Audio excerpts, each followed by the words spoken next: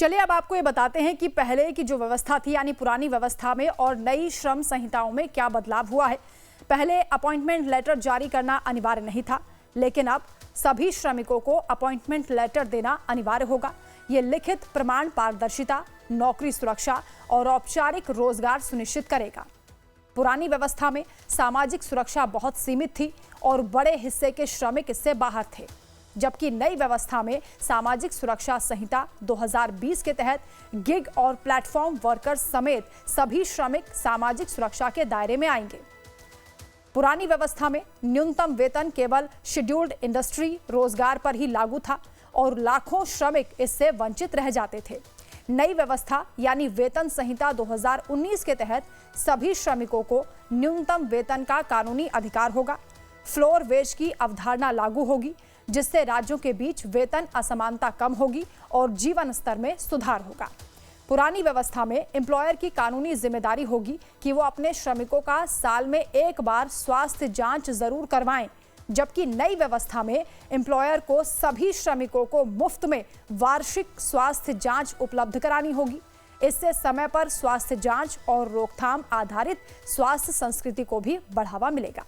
पुरानी व्यवस्था में समय पर वेतन देने का कोई कठोर कानूनी प्रावधान नहीं था, जबकि नई व्यवस्था में नियोक्ता के लिए यानी एम्प्लॉयर के लिए समय पर वेतन देना अनिवार्य होगा। इससे वित्तीय स्थिरता आएगी, तनाव कम होगा और श्रमिक मनोबल में सुधार होगा। पुरानी व्यवस्था के तहत नाइट शिफ्ट और कई क्षेत्रों में महिलाओं के कार्य पर प्रतिबंध थे, जबकि नई व्यवस्था में महिलाओं को सभी तरह के काम और नाइट शिफ्ट में भी काम करने की अनुमति होगी, लेकिन इसमें उनकी सहमति होना जरूरी है और जो सुरक्षा उपाय होते हैं वो भी आवश्यक हैं।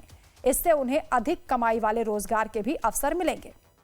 पुरानी व्यवस्था में ईएसआईसी सीमित क्षेत्रों और चुनिंदा उद्योगों पर ही लागू था। 10 से कम कर्मचारियों वाली इकाइयां इससे बाहर थीं और खतरनाक प्रक्रियाओं वाले उद्योगों में भी कवरेज समान नहीं था। लेकिन नई व्यवस्था में यानी नई श्रम संहिताओं में ईएसआईसी लाभ पूरे देश में लागू होंगे। 10 से कम कर्मचारियों वाली इकाइयों के लिए यह स्वैच्छिक होगा।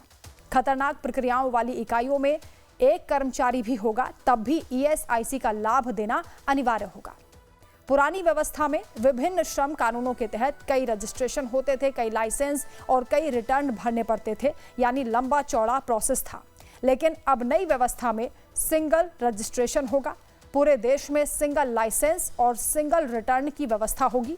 इससे कंप्लायंस का बोझ बहुत हद तक कम हो जाएगा।